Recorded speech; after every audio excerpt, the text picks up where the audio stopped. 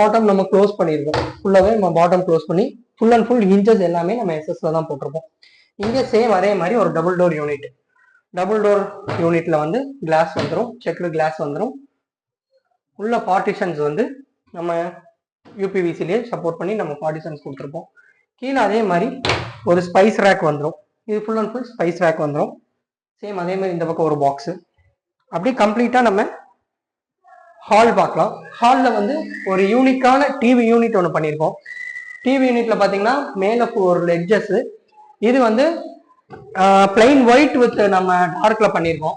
இது வந்து full and full ஒரு கிளாஸ் யூனிட் வித் நம்ம ஷோகேஸ் டிசைனு. இங்கே வந்து சென்சார் கிளாஸ் யூஸ் பண்ணி நம்ம ஒரு டோர் கொடுத்துருக்கோம். இது வந்து ஒரு ஓப்பன் ஸ்டோரேஜ் யூனிட்.